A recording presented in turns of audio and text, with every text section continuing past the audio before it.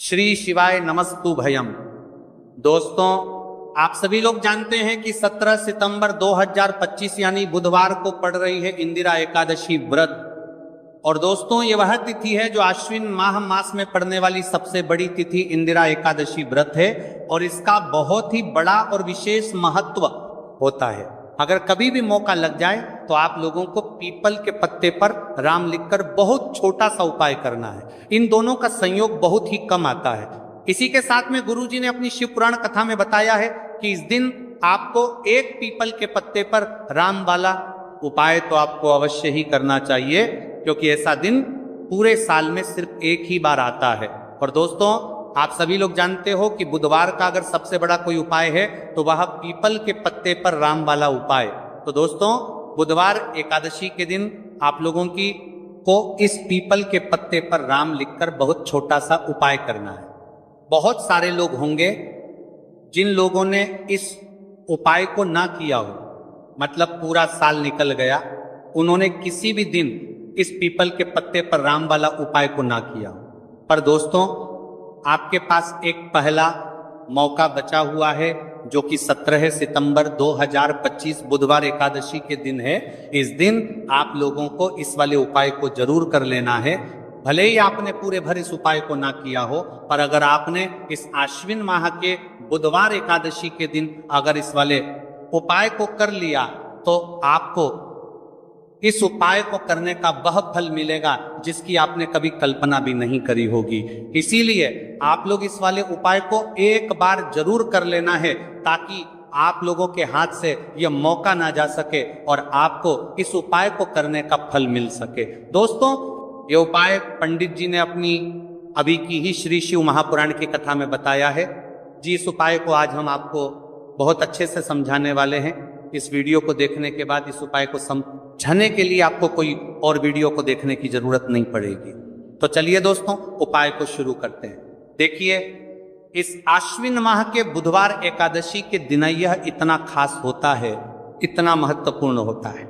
देखा गया है कभी कभी बड़े बड़े पूजा पाठ अनुष्ठान से जो मनोकामना पूर्ण नहीं होते, वह आश्विन माह के बुधवार एकादशी के दिन एक छोटे से उपाय करने से ही आपकी मनोकामना पूर्ण हो जाती है। और बहुत सारे लोगों ने इस उपाय को किया भी है और उनको इस उपाय को करने का फल भी जरूर मिला है।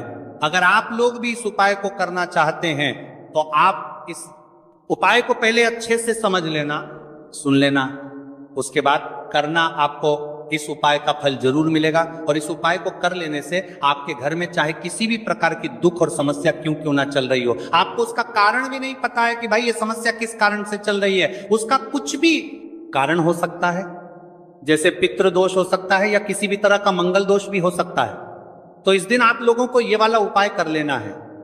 ये एक ऐसा उपाय है जिस उपाय को अगर किसी विशेष दिन पर किया जाए तो भाई उस विशेष दिन का जो है वो तो हमें मिलता ही मिलता है, पर हमने उस दिन पर इस उपाय को किया है तो हमें उससे भी बड़ा फल मिलता है और फल बहुत जल्दी मिलता है, क्योंकि आप इस उपाय को बहुत ही बड़े और विशेष दिन पर कर रहे हैं। तो चलिए अब उपाय के बारे में बात करते हैं, लेकिन उससे पहले आप लोगों के बात करना को यह जानना आवश्यक है कि आखिर यह उपाय किस समय करना है, किसको करना है और कैसे करना है। तो चलिए हम आगे आपको वीडियो में एक एक करके बता देते हैं। लेकिन उससे पहले अगर आप लोग हमारे चैनल पर पहली बार आए हैं या फिर मेरी आवाज आज पहली बार सुन रहे हैं तो हमारे चैनल को सब्सक्राइब जरूर कर लेना और इस वीडियो को लाइक करके कमेंट बॉक्स में श्री शिवाय नमस्तु यम ओम नमः शिवाय जरूर टाइप कर देना। तो दोस्तों, इस पीपल के पत्ते पर राम वाला उपाय को हमें इस बुधवार एकादशी के दिन कैसे करना है, किसको करना है, किस समय करना है और कहां पर करना है, ये सारे सवालों के जवाब आपको इस वीडियो में मिल जाएंगे। और जो ये वीडियो देखेगा भाई उसको पीपल के पत्ते पर राम वाला उपाय जरूर करना चाहिए, क्योंकि इस दिन पीपल के पत्ते का भी बहुत ही बड़ा और विशेष महत्व होता है। आ जाए पीपल के पत्ते पर राम वाला उपाय की तो ये सोने पर सुहागा वाली बात हो जाती है और ये एक बहुत ही बड़ा उपाय हो जाता है इस बुधवार का। तो अब दोस्तों, इस पीपल के पत्ते पर राम वाला उपाय को आखिर करना किसको है, सबसे पहले हम लोग वो बात जान लेते हैं। तो देखो, घर की जो बड़ी माताएं बहनें होती हैं, उन माताओं बहनों में से कोई भी एक बड़ी माता बहन इस वाले उपाय को कर सकती है। और दोस्तों, अगर आप चाहे तो अपने घर में से सभी सदस्यों को भी इस उपाय को करवा सकते हैं। अगर किसी व्यक्ति की खुद की कोई मनोकामना है, खुद की कोई दुख और परेशानी है जो कि वह अपने लिए ही करना चाहता है, इस वाले उपाय को तो वह खुद अपने लिए भी कर सकता है। बाकी अगर कोई घर में से ऐसा है जो कि अपने पूरे घर परिवार की सुख और शांति के लिए यह वाला उपाय करना चाहता है, तो भाई वह भी कर सकता है, उसमें भी कोई दिक्कत वाली बात नहीं है। कहने का मतलब यह है कि इस उपाय को हर एक सदस्य भी कर सकता है और पूरे घर परिवार के सदस्य के लिए घर की बड़ी माताओं बहनों में से कोई एक माता बहन भी कर सकती है। माताएं बहनें अगर घर में उपस्थित ना हो या वह ये वाला उपाय ना कर पा रही हो, तो फिर घर का कोई बड़ा सदस्य भी इस पीपल के पत्ते पर राम वाला उपाय को कर सकता है, चाहे फिर वह पुरुष ही क्यों ना हो, उसमें कोई भी दिक्कत वाली बात नहीं है।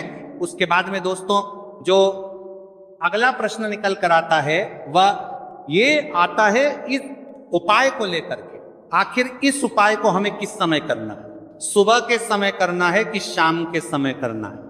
तो देखो, इस वाले उपाय को आप लोग सुबह के समय भी कर सकते हो और शाम के समय प्रदोष काल में भी कर सकते हो। अब अगर आप पूछो कि भाई साहब सबसे उत्तम समय कौन रहेगा इस पीपल के पत्ते पर राम वाला उपाय को करने का, तो हम आपसे बस यही कहेंगे कि इस उपाय को आप सुबह के समय करेंगे तो ज्यादा बेहतर होगा। बाकी अगर प्रदोष काल शाम के समय भी करेंगे तो भी अच्छा होगा, उसमें कोई भी दिक्कत वाली बात नहीं है। तो अब दोस्तों, जो अगली सबसे बड़ी और महत्वपूर्ण बात आती है वह ये आती है कि सुबह अगर हम उपाय को करेंगे तो हमें कितने बजे से लेकर कितने बजे तक के बीच में करना है, और शाम के समय प्रदोष काल में करेंगे तो हमें कितने बजे से लेकर कितने बजे के बीच में करना है। तो देखो, सुबह जितनी जल्दी हो सके आप उपाय को करने की कोशिश करना। बाकी अगर किसी कारणवश लेट भी हो जाओ, थोड़ी देर भी हो आए, तो 10 या 11 बजे तक भी आप उपाय कर लेना, पर 12 बजे से ज्यादा देरी ना हो, ठीक है, इस बात का ध्यान रखना। उसके बाद में दोस्तों, अगर शाम के समय प्रदोष काल की बात करें, प्रदोष काल का जो समय है होता है वह शाम के 6 बजे से शुरू हो जाता है। मतलब शाम के 6 बजे से लेकर 7 बजे के बीच का जो समय होता है, ये समय प्रदोष काल का समय होता है। तो आप इस उपाय को 7 या 8 बजे के बीच में भी कर सकते हैं। बहुत साथ हो, मतलब शाम के 6 बजे से रात 8 बजे के बीच में आप कभी भी इस वाले उपाय को कर सकते हो, उसमें कोई भी दिक्कत वाली बात नहीं है। हमें किसी भी दिन आपको पीपल के पत्ते पर राम लिखकर बहुत छोटा सा उपाय करना है।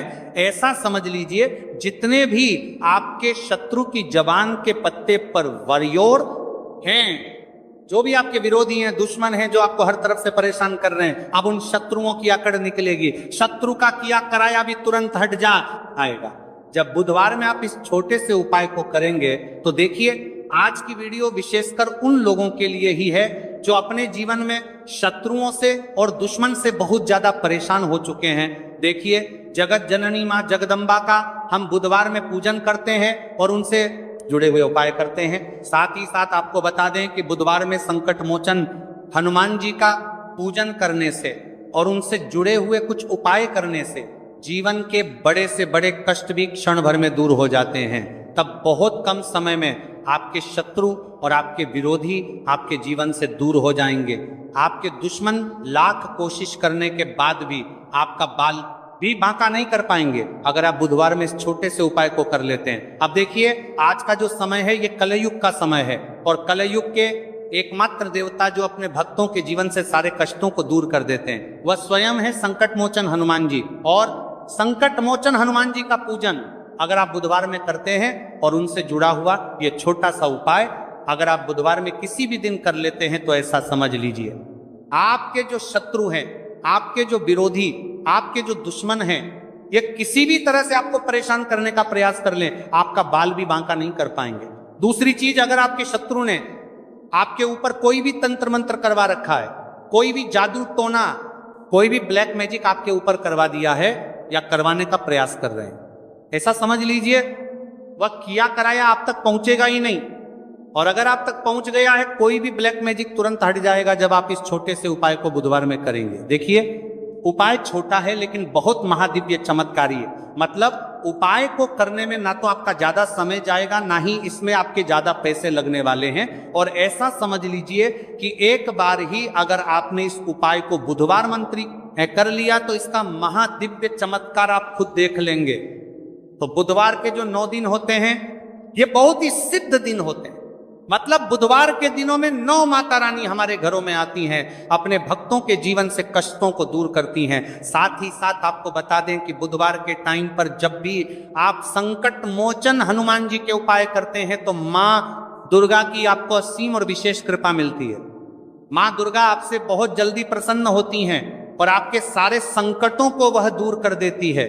तो पीपल के पत्ते में और पीपल के पेड़ में होता है। देवी देवताओं का वास पीपल के पेड़ में, श्री हरि विष्णु साक्षात मां लक्ष्मी वास करती हैं। पीपल के देव में हमारे पितरों का वास होता है। पीपल का जो पेड़ होता है इसका पूजन करने से शनिदेव की कृपा, उनका आशीर्वाद मिलता है। और पीपल का पत्ता जो है इसका उपाय बुधवार में करने से व्यक्ति के जीवन से बड़े संकट और कष्ट दूर हो जाते हैं, जिसमें कि शत्रु और आपके दुश्मन जो हैं ये पूरी तरह परास्त हो जाएंगे और कभी भी आपका कुछ नहीं बिगाड़ पाएंगे अगर ये उपाय आप करते हैं। तो देखिए ये उपाय स्त्रियां भी कर सकती हैं, पुरुष भी कर सकते हैं। किसी भी दिन आप इस उपाय को कर सकते हैं, ठीक है ना।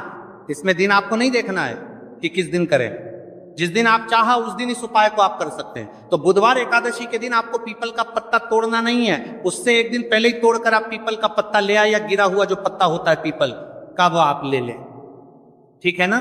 बस इस चीज का आपको ध्यान रखना है कि बुधवार एकादशी के दिन पीपल के पेड़ से कोई भी पत्ता हम नहीं तोड़ते हैं। इस चीज का आपको विशेष ध्यान रखना है। तो आपको लेना है पीपल का एक पत्ता और शुद्ध जल से उसे साफ कर लेंगे।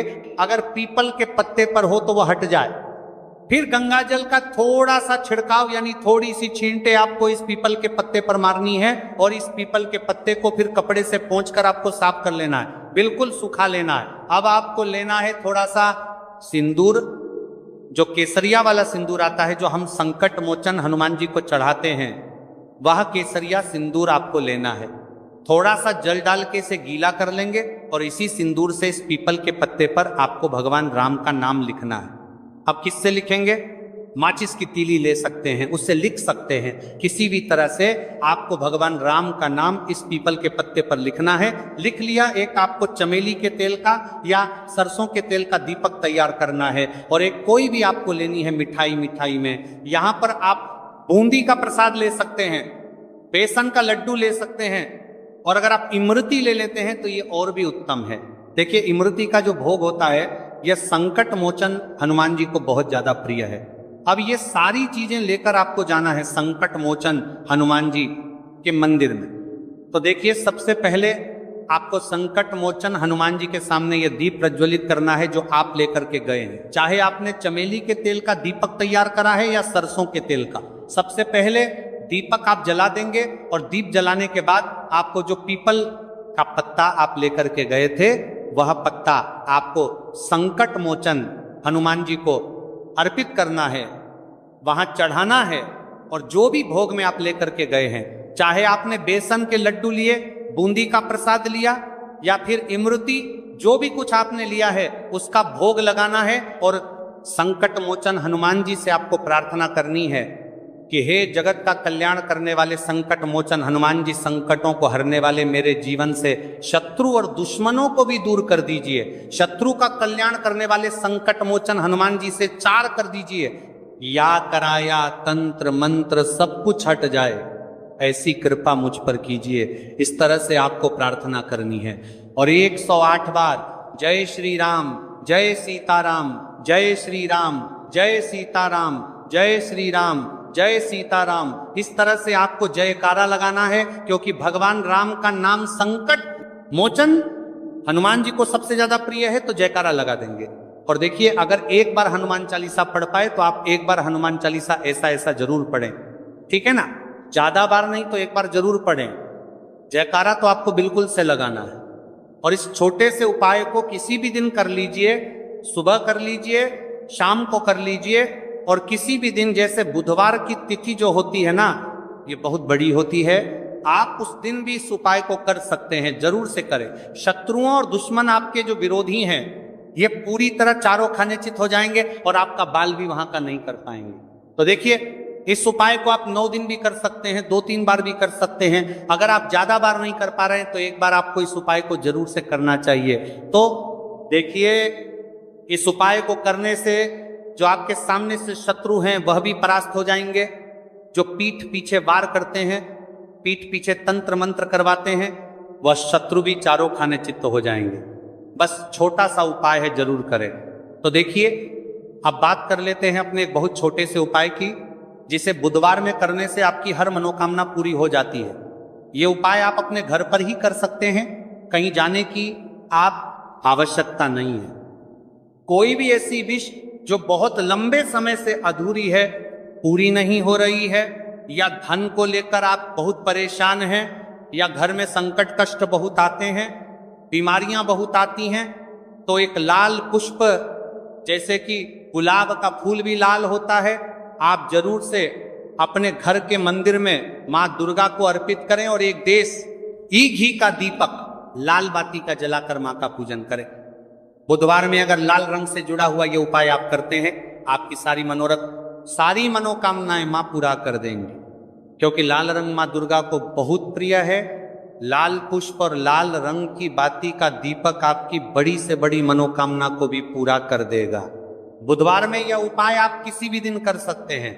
दूसरे उपाय की हल्दी वाला जल आपको अपने घर में किस जगह पर डालना है और उपाय को कैसे करना है और कैसे ये हल्दी वाला जलते आश्विन माह का बुधवार एकादशी के दिन आप अपने घर में डालते हैं, छींट है, उपाय को करते हैं, तो सीधे सीधे मां लक्ष्मी आपसे प्रसन्न होकर आप आती हैं और श्री हरि विष्णु के साथ आती हैं। स्थिर लक्ष्मी का आपके घर में वास होता है। कहने का मतलब है कि फिर कभी भी मां लक्ष्मी आपके घर को छोड़कर नहीं जाती है। जो लोग कहते हैं कि हमारे घर में धन तो आता है लेकिन चला जाता है लेकिन फिजूल खर्ची बहुत है।